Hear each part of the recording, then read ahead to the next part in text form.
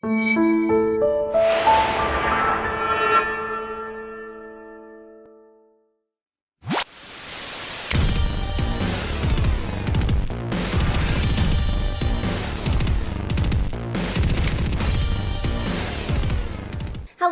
it's the Curious Love, back with another video, and today we are going to be discussing Fear the Walking Dead Season 2, Episode 3, Ouroboros. And if you didn't know, I think this title is pretty interesting because an Ouroboros is like a snake or a dragon that's eating its own tail. And we had a little bit of symbolism with that, and I think it also has a lot to say about our group. There was the walker that was being eaten by crabs while simultaneously eating crabs. We had Nick having the walker blood all over him, which kind of did the whole like I'm alive but they think I'm dead sort of a thing, which is I guess a bit of a stretch. And then we also had just the group itself is starting to destroy itself while thinking that they're keeping themselves safe by not allowing people onto the boat, although I think that's more Strand than anybody, and thinking that they're running to a good place. I think that they're ultimately, tearing themselves down, both just like, I don't know, like in their soul, it's eating away at their soul or their like humanity, I guess is a better word, because they aren't helping these other people. But I also think that, as we've seen with The Walking Dead, kind of the bigger groups, there's strength in numbers. When you're out on your own, there's not as much that you can rely on. So I think that was an interesting title, and they had a lot of symbolism in there. So for finally, we have caught up with the members of Flight 462, which was the kind of mini webisode / they were happening in the commercials of Fear the Walking Dead last season.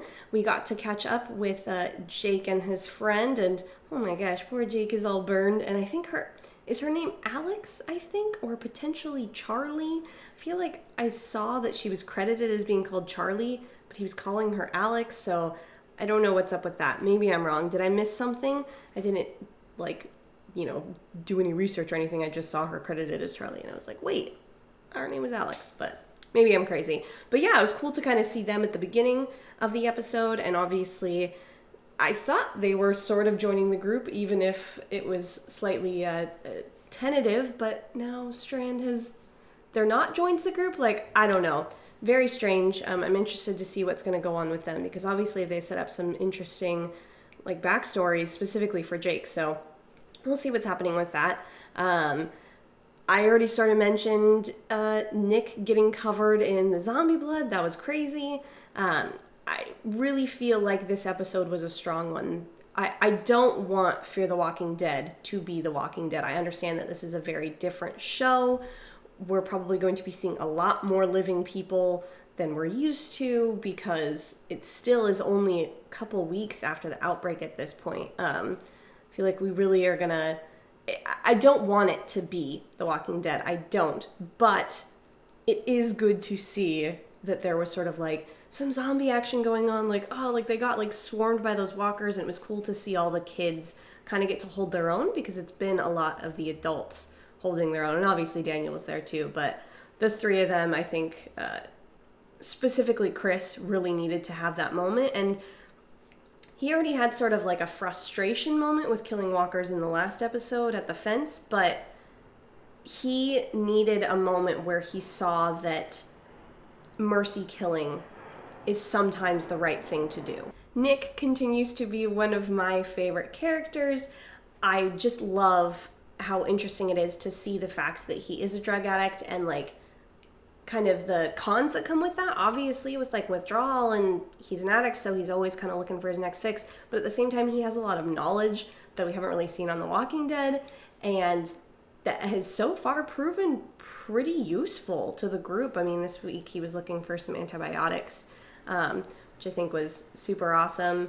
Alicia kind of stepped it up this episode. I am surprised, because she has sort of annoyed me, because she's been very, like, I don't know, sad all the time, which is fine. I get it. Like, she's been through some sad stuff. We never really did go back to seeing that she basically tattooed that art thing onto her arm, so I don't know if they'll ever go back to that.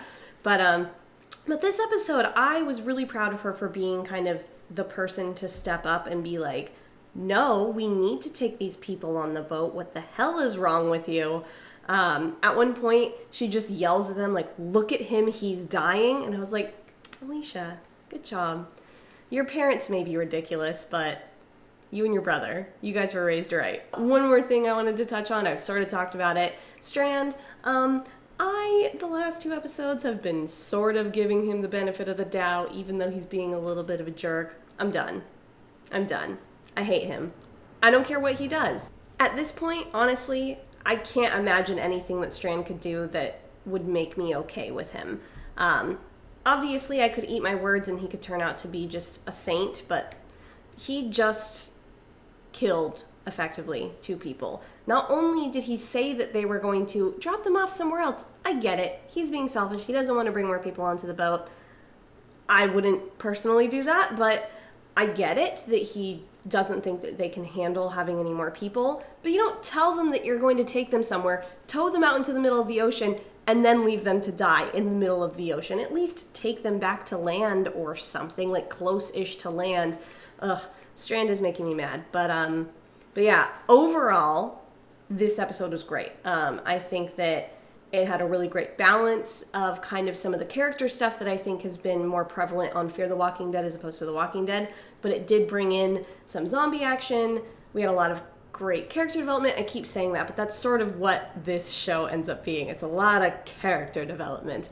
But I personally think they do a good job of character development. So I'm excited to see where we go from here on out. I'm excited for next week's episode. I'm really glad that we have our 2 characters from the webisodes this past year.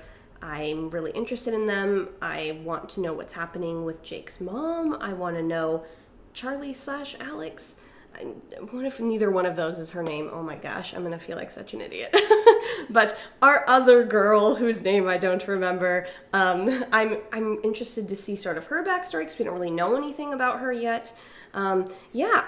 I'm much more interested in the rest of the show than I have been the last 2 weeks. I was sort of on the last 2 episodes. So this episode has brought me back in. I'm interested to see where we're going, and I can't wait. And I hope you guys will continue following along. See you guys next week. Bye.